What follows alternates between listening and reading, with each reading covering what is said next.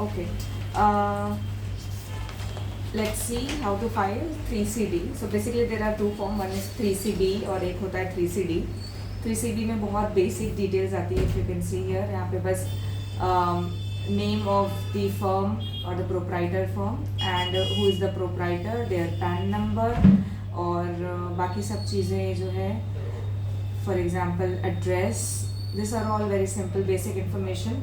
तो इसमें कुछ ज़्यादा ऑब्जर्व करने का नहीं है. यहाँ पर एक सेक्शन रहता है टू गिव योर क्वालिफिकेशन. जब आप ऑडिट कर रहे हैं और आपको लग रहा है कि इसमें कुछ मिस्टेक्स हैं, so those things are reported usually year. But अपन अनलेस कुछ बहुत ज़्यादा एक्सट्रीम केसेस ना हो तो यहाँ पे अभी प्रेफर कि ज़्यादा कोई क्वालिफिकेशन ना डालें. Now coming to the next, this first 8 clauses are again basic thing. जब आप 3CB फिल करते हैं तो कुछ ऑटोमेटिकली भी आ जाता है. एंड वही है, नेम है और एड्रेस है, पैन नंबर है.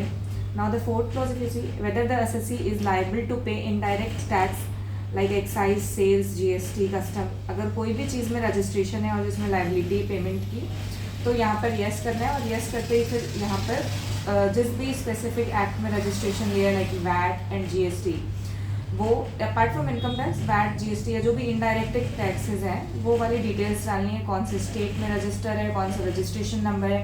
अगर कोई क्लाइंट के 2 जीएसटी नंबर हैं अलग अलग स्टेट में, तो वो भी यहाँ पर अलग अलग मेंशन होंगे. जितने भी रजिस्ट्रेशन है सब जाएंगे. देन स्टेटस क्या है, इंडिविजुअल है, फर्म है, company, LLP, whatever. Then previous year assessment year is automatically taken. Now this clause is important where हम बताते हैं कि कौन से क्लॉज के अंदर हम ये ऑडिट कर रहे हैं. सो 2 क्लॉजेज हैं जो ज़्यादा मतलब यूज़ होते हैं मोस्टली. एक तो होता है कि आपकी लिमिट जो है वो रीच कर रही है, जो 2 CR या 10 CR की लिमिट है, वो लिमिट रीच हो गई है, इसलिए हम ऑडिट कर रहे हैं. तो वो क्लॉज आता है 44AB क्लॉज ए. एक होता है 44AB क्लॉज ई जिसमें लिमिट नहीं रीच हुई है, लेकिन हम 44AD या ADA मतलब 8% से कम जितना स्पेसिफाइड है 44AD ADA में, उससे हम कम प्रॉफिट ले रहे हैं, तब हम 44AB ई यूज़ करते हैं. Then the next is this one, opted for taxation under all this. This is usually not applicable in our cases. Now coming to part B. Part B में है clause 9. If the firm or the AOP indicate name of the partner, then indicate their profit sharing ratio. अगर आप जिसका audit कर रहे हैं वो अगर कोई एसोसिएशन ऑफ पर्सन है या कोई फर्म है पार्टनरशिप, तो वहाँ पे आपको उन सब पार्टनर्स का नाम देना है और उनका प्रॉफिट शेयरिंग रेशियो क्या है वो देना है. This you will get the details in partnership deed में, या जो भी रजिस्ट्रेशन डॉक्यूमेंट्स होते हैं वहाँ पर आपको ये डिटेल्स मिल जाएगी. अच्छा, before filling this form you need to keep a few things handy, जैसे कि ITR, ऑडिट रिपोर्ट जो साइन होती है, एंड टैली का जो डेटा है वो हैंडी रखेंगे. इसके अलावा जो TDS रिटर्न फाइल करें वो रेडी रहेगा यहाँ पे. एंड रजिस्ट्रेशन डॉक्यूमेंट्स, ये सारी चीज़ें लेकर रखेंगे सामने में. ये फील करते वक्त तो बहुत ईजिली क्विकली ये चीज़ें जाएगी, नहीं तो बार बार आपको बीच में ब्रेक लेना पड़ेगा to look here to find this, and जो भी डिटेल्स इसमें से फेच करनी है वो इधर फिल करने के लिए तो टाइम लग सकता है. So keep this handy.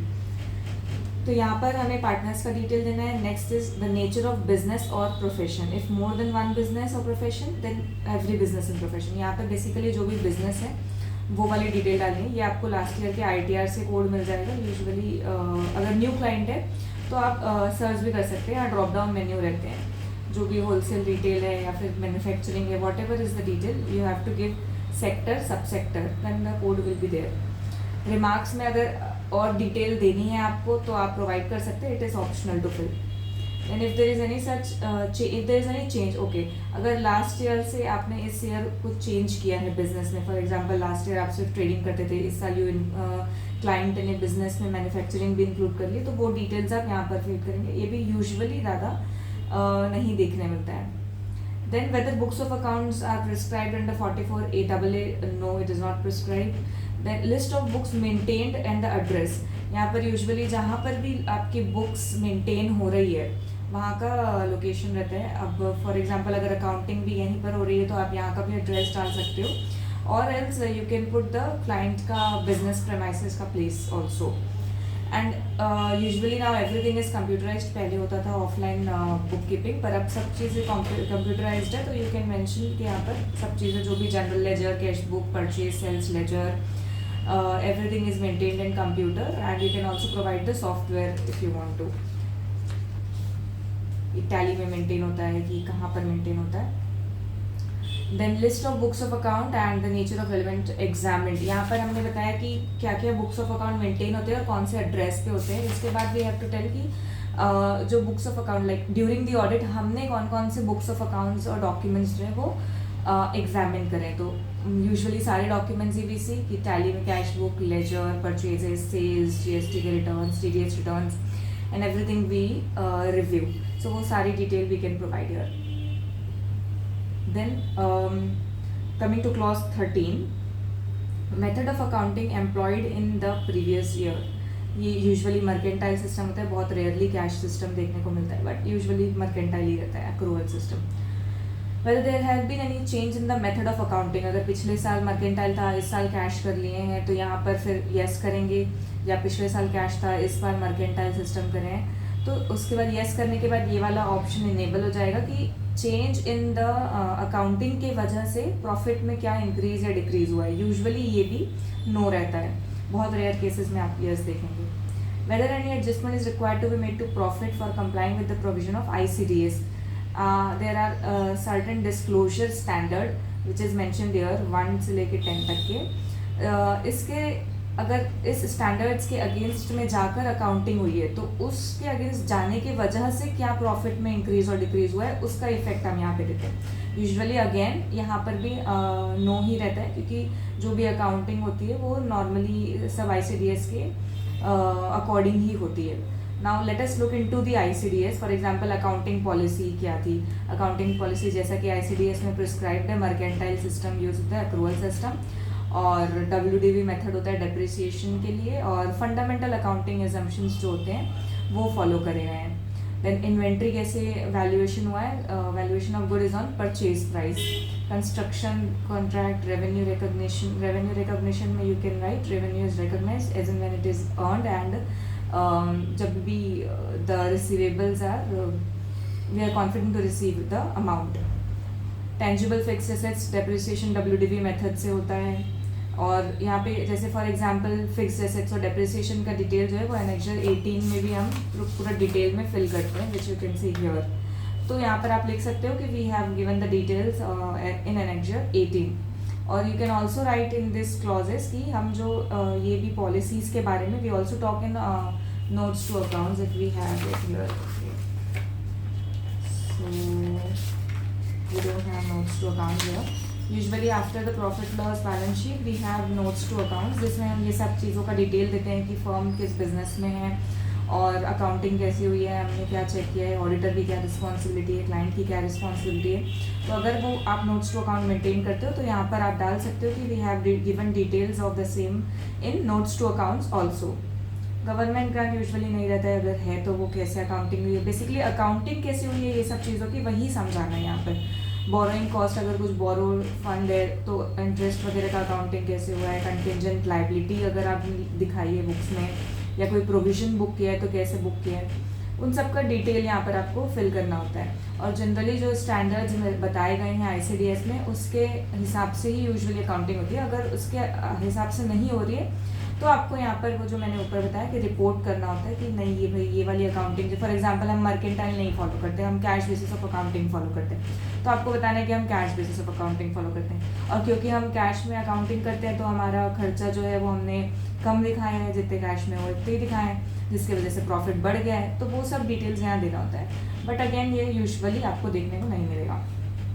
Next is method of valuation of closing stock. Closing stock is generally valued at raw material cost और NRV whichever is lower.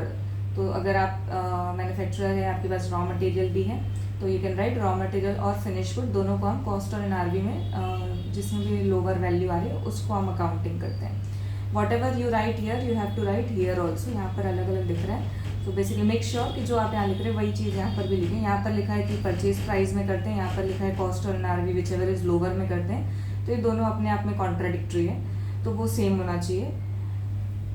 Next is in case of deviation of method valuation prescribed, जैसे कि यहाँ पर prescribed है cost of NRV which ever is lower, अगर आप ऐसे नहीं कर रहे हैं तो फिर उसकी वजह से प्रॉफिट में इंक्रीज या डिक्रीज क्या हो रहा है वो डिटेल्स आना है। जो भी आप यहाँ पे इंक्रीज डिक्रीज का फिगर जाते हैं ये सब आपके एक्सपेंसेस को डिसअलाउ करने में यूज़ होते हैं कि आपने ICDS फॉलो नहीं किया इसलिए प्रॉफिट इंक्रीज डिक्रीज हुआ, आपने क्लोजिंग स्टॉक को जैसा बताया है वैसा वैल्यू नहीं करे इसलिए प्रॉफिट इंक्रीज डिक्रीज हुआ। जो भी आप अमाउंट यहाँ पे डालेंगे वो आपके एक्सपेंडिचर में ऐड या लेस होते जाएगा।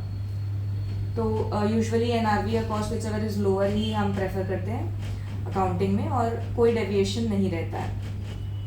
Next we have to look into, ये सब जो है नॉर्मल क्लॉजेज हैं कि कैपिटल एसेट आपने स्टॉक एंड ट्रेड में कन्वर्ट किया है क्या ड्यूरिंग द ईयर, ये भी यूजुअली नहीं रहता है। फॉर एग्जांपल कोई शेयर में डील करता है, किसी ने कोई शेयर को लॉन्ग टर्म पर्सपेक्टिव से होल्ड करके रखा है, फिर बाद में उसको वो बिजनेस में ले आता है और ट्रेडिंग करने लग जाता है उसका, तो उसको बोलते हैं कि आपने कोई कैपिटल एसेट को स्टॉक में कन्वर्ट किया। तो ऐसी कोई अगर एसेट है आपकी तो उसके बारे में आपको यहाँ पे डिस्क्रिप्शन देना रहता है विच इज़ अगेन जो आपको ज़्यादा देखने नहीं मिलेगा। This one is also good thing, amount not credited to P&L, you have to take care कि आप यहाँ पर वो चीज़ें डालें।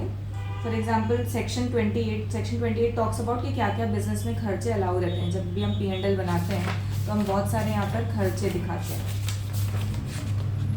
Audit fees, bank charges, GST audit fee या जो भी इंटरेस्ट पे किया है, सैलरी, प्रिंटिंग, जो भी खर्चे हैं डे टू डे बिजनेस के वो हम यहाँ पर दिखा के उसको क्लेम करते हैं और फिर नेट प्रॉफिट जो बचता है उस पर टैक्स बताते हैं। तो यहाँ पर ये पूछता है कि जो क्लॉज 28 में बताया गया है कि आपको क्या क्या खर्चे अलाउ होते हैं यूजुअली, क्या उसके अलावा भी कोई ऐसा खर्चा था जो आपने यहाँ पे amount not credited to the P&L being the item following, यहाँ पे आपको बताना है कि जो क्रेडिट हुआ है P&L में, क्या यहाँ पर क्रेडिट करते वक्त आपने कोई इनकम दिखाना भूल गए हो क्या या फिर इनकम नहीं दिखाई है क्या, तो उसकी डिटेल आपको देनी है। Next is proforma credit, drawback, refund या कोई भी आपको इनकम टैक्स को छोड़ के किसी और दूसरे एक्ट में अगर आपको कोई क्रेडिट या रिफंड आया है तो उसकी डिटेल आपको क्लॉज D में देनी है। Coming to clause C, escalation claims, ये भी ज़्यादा नहीं रहेगा। Any other item, for example saving account interest है या फिर इनकम टैक्स के रिफंड का इंटरेस्ट आया है, अगर आप यहाँ P&L में नहीं दिखा रहे हो उसको तो वो यहाँ पर आप दिखाएंगे। जब आप यहाँ पर दिखाते हो तो ITR फाइल करते वक्त ऑटोमेटिकली ये वाला अमाउंट जो है वो आपका अदर इनकम में ऐड हो जाता है। देन कोई कैपिटल रिसीट है, फॉर एग्जाम्पल LIC का बोनस कई बार मिलता है, तो वो सब डिटेल्स आप डाल सकते हो जो आपने बेसिकली जो भी आपने प्रॉफिट लॉस में इनकम में नहीं शो किया है, जो बिजनेस इनकम आप नहीं दिखा रहे हो, तो 5 प्रकार में उसको डिवाइड किया है। तो वहाँ पर आपको डिटेल्स डालनी कि कौन कौन सी अमाउंट जो रिसीव हुआ है ड्यूरिंग द ईयर लेकिन P&L में नहीं दिखा है। वेदर एनी लैंड और बिल्डिंग और both is transferred during the year for a, ये वाला क्लॉज है अगर कोई लैंड या बिल्डिंग स्पेसिफाइड वैल्यू में बेसिकली स्टैम्प वैल्यू से कम अमाउंट में ड्यूरिंग द ईयर ट्रांसफ़र हुई है तो उसकी डिटेल्स यहाँ पे देनी है। ये भी यूजुअली आपको नो ही रहेगा।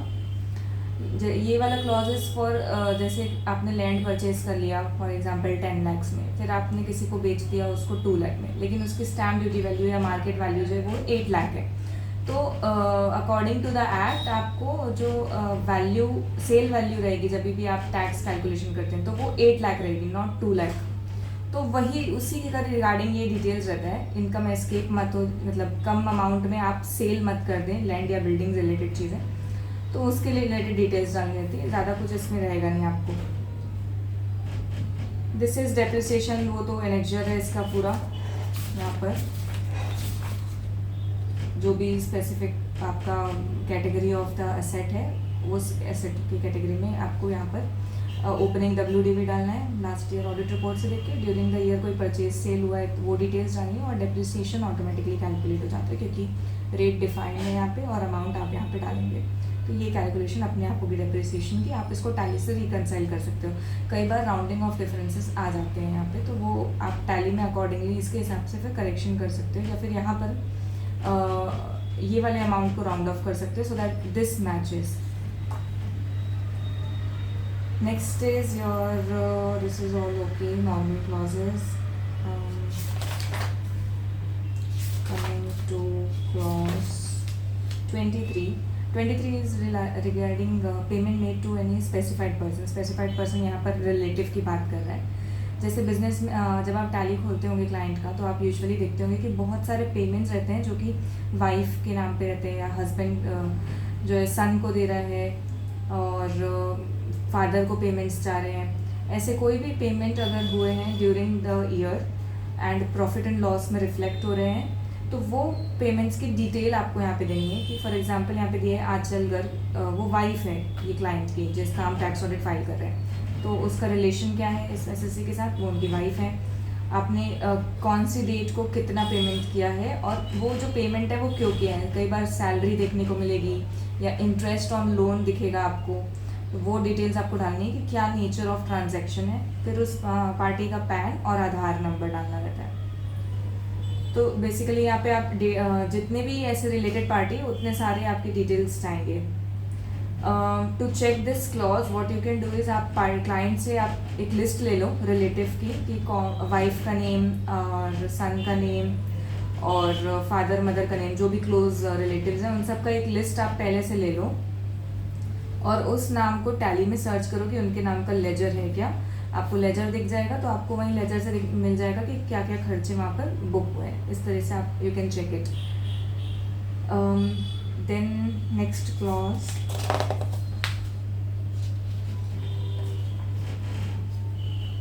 This one clause 31.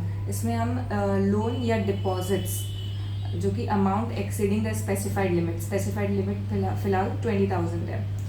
So what according to the act 20,000 या 20,000 से ज़्यादा का अमाउंट जो है कैश में लेना दिस अलाउड है.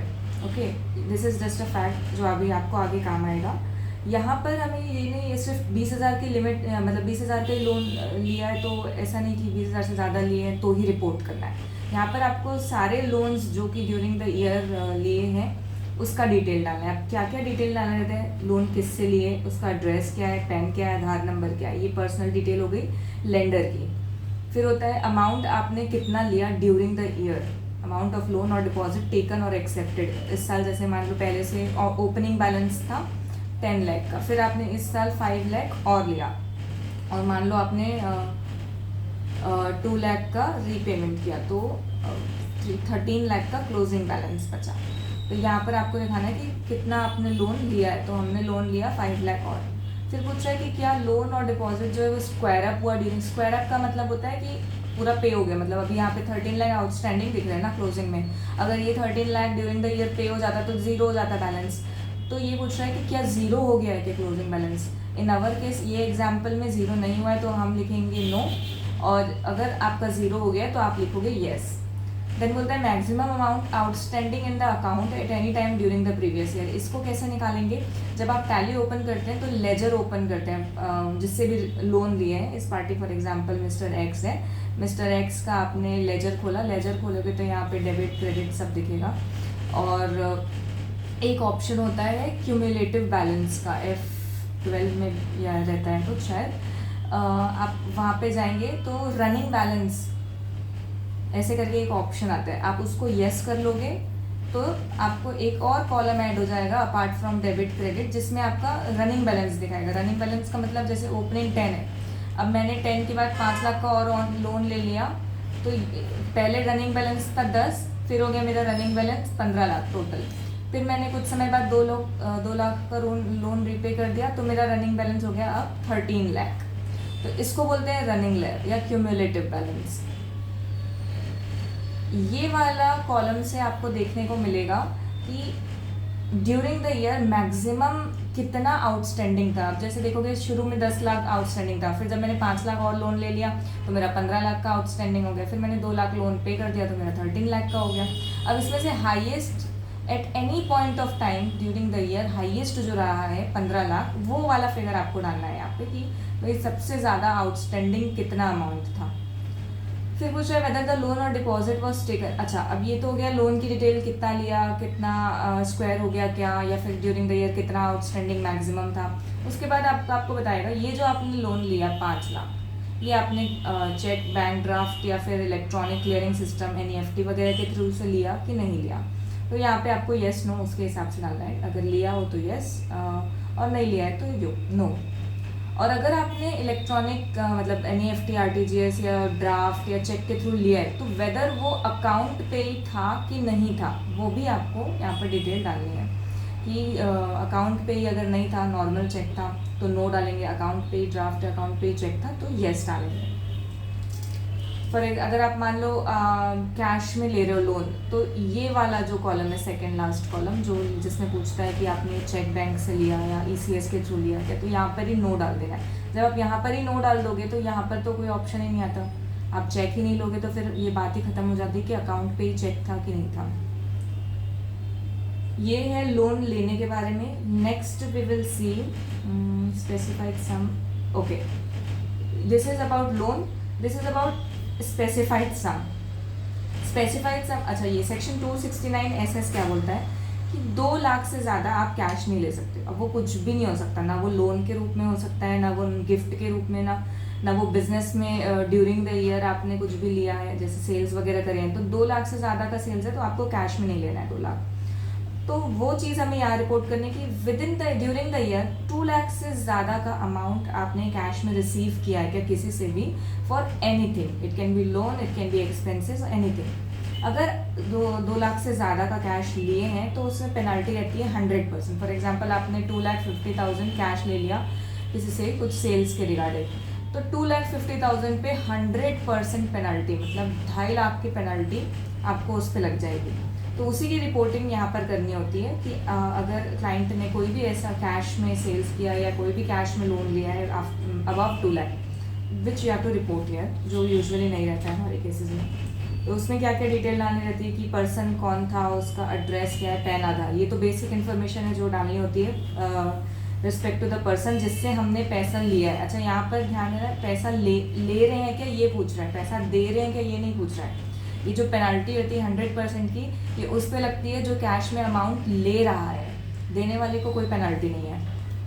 तो यहाँ पर अगर रिसीव हुआ है किसी से भी तो उसकी डिटेल डालेंगे पैन आधार के साथ में, फिर आपने कितना अमाउंट रिसीव किया है, whether the specified sum was taken through bank, cash, bank, electronic. अच्छा अब यहाँ पर वो पूछ रहे हैं जैसा सेम चीज़ पूछा था कि बैंक चेक के थ्रू या फिर ड्राफ्ट के थ्रू या इलेक्ट्रॉनिक क्लियर सिस्टम जैसे कि NEFT RTGS इसके थ्रू लिए हैं कि नहीं लिए हैं। तो यहाँ पर येस नो आप अकॉर्डिंगली डालेंगे, नो डालेंगे तो 100% की पेनल्टी का नोटिस आ जाएगा क्लाइंट को।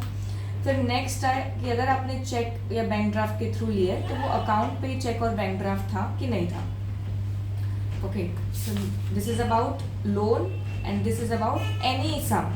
Okay, next is particulars of each receipt, an amount exceeding in 269 ST, each receipt in an amount exceeding the limit specified in ST in aggregate from a person in a day or single transaction during the year where such a receipt is otherwise, each receipt in an amount exceeding the limit specified in 269 ST. This is 269 SS. This is also 269 SS. Oh, okay. 1 minute. This is not 2 lakh वाला thing. यहाँ पर है वो 269 ST. यहाँ पर simple वो amounts है कि अगर आपने लोन लिया है तो वो, और लोन के अलावा एडवांसेज या कुछ भी लिया है कस्टमर से या कोई भी लोगों से अपार्ट फ्रॉम लोन उसकी डिटेल्स आएगी। Then particular of each receipt in an amount exceeding the limit 269 ST.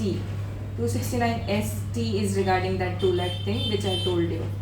Okay, then उसका डिटेल यहाँ पे जाएगा 269 ST में। अगर कोई रिसीट है during the year exceeding the limit specified during the year उसकी डिटेल्स जाएगी, name, pan, Aadhaar, address and जो भी नेचर ऑफ ट्रांजेक्शन था, कितना अमाउंट रिसीव किया, कौन से डेट पे रिसीव किया।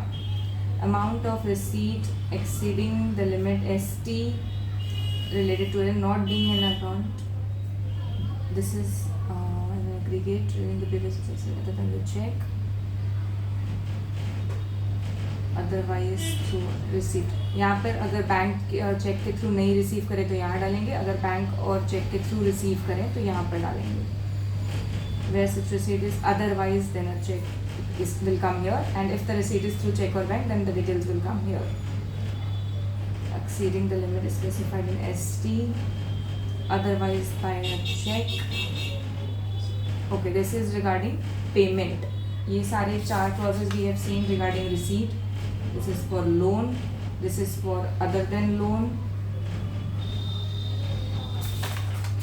and now comes the payment part. अगर फॉर एग्जाम्पल ये जो हमने पेमेंट किया है 2 लाख का, तो ये पेमेंट का details will put here, will see यहाँ पर कौन सा डिटेल डालना है. यहाँ पर बोल रहे हैं कि अदरवाइज देन चेक बैंक किया है तो डिटेल्स डालना है. 269ST में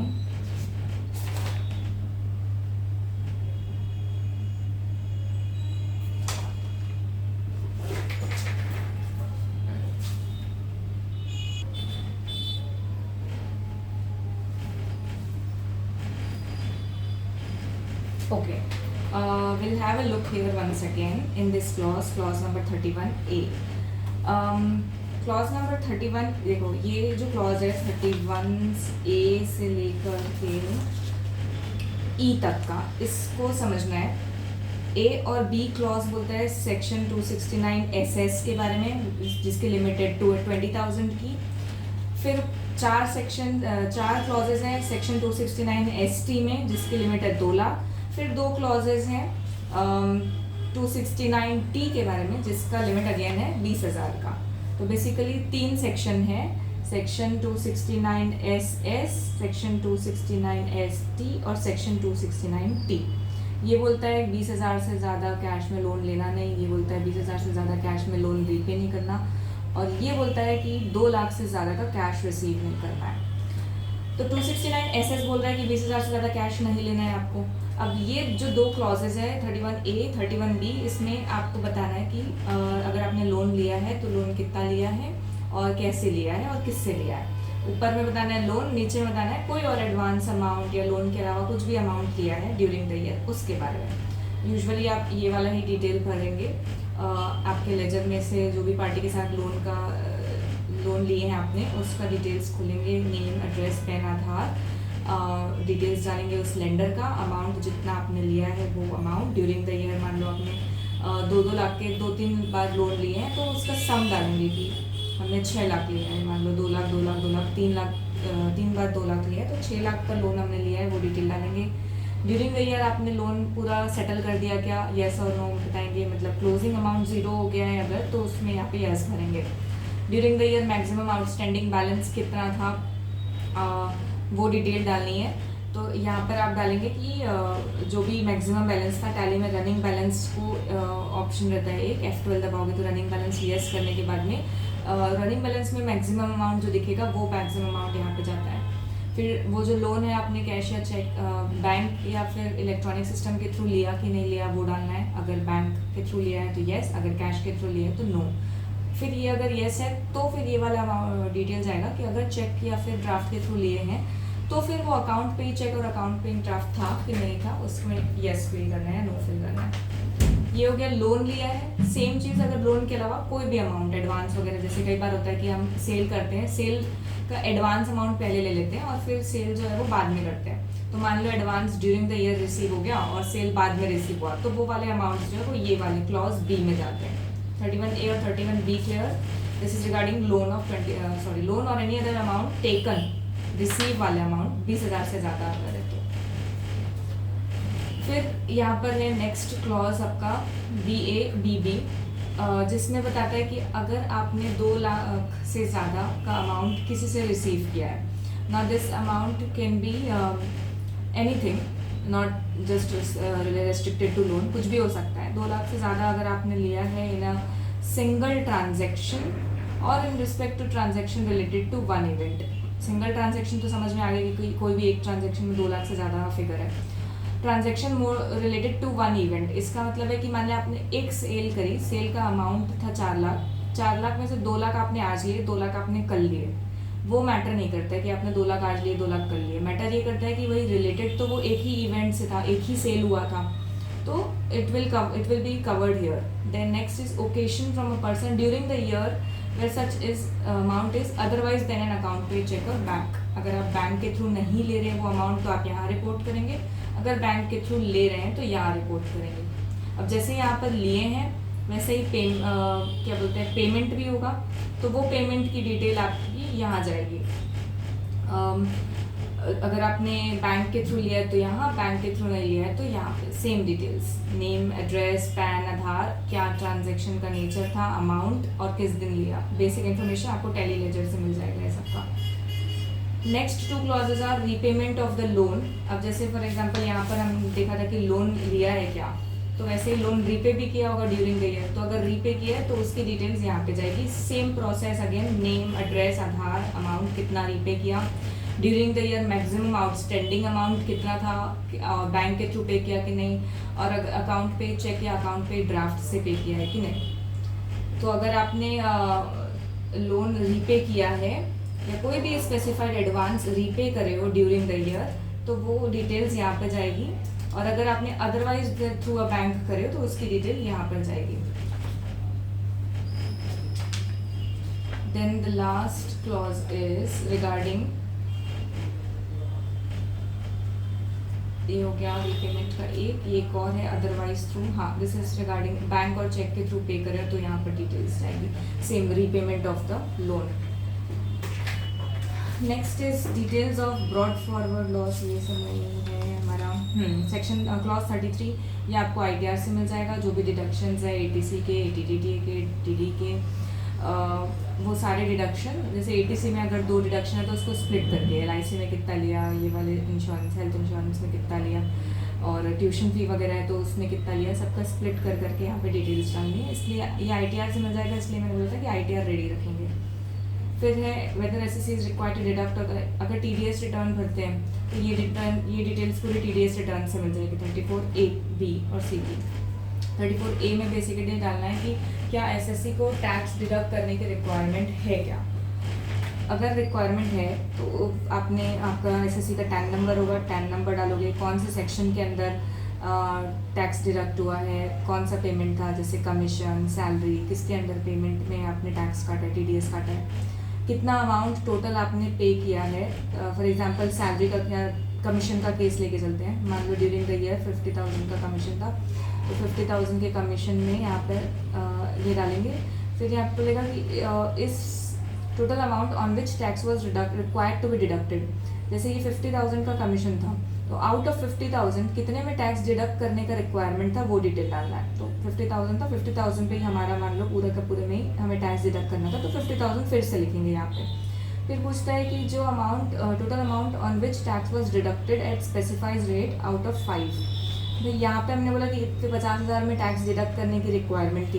फिर यहाँ पे पूछता है कि रिक्वायरमेंट तो 50,000 की थी, पर आपने कितने में डिडक्ट एक्चुअली किया, तो हमने भी 50,000 पे किया। मान लो अगर क्लाइंट ने सिर्फ 40,000 पे डिडक्ट किया है टैक्स, तो सिर्फ 40,000 लिखेंगे यहाँ पे।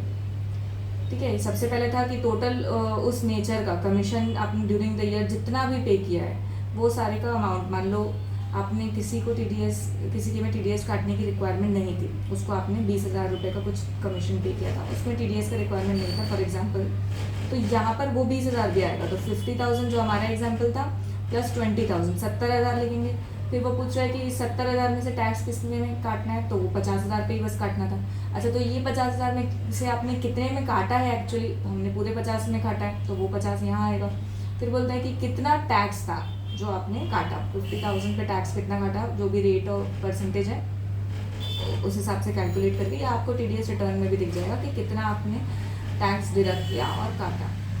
ये तो हो गए नॉर्मल चीज़ें। अब इसके बाद यहाँ पर पूछता है कि ये जो अमाउंट आपने मेंशन किया जिसमें टैक्स डिडक्ट होना चाहिए था, उसमें से ऐसा कोई अमाउंट है या कितना अमाउंट है जिस पे आपने लेस देन स्पेसिफाइड रेट, मान लो 5% का रेट है लेकिन आपने सिर्फ 2% TDS डिडक्ट किया, तो ऐसा कोई अमाउंट है क्या जिस पे आपने कम TDS डिडक्ट किया, वो वाला अमाउंट यहाँ पे डालेंगे।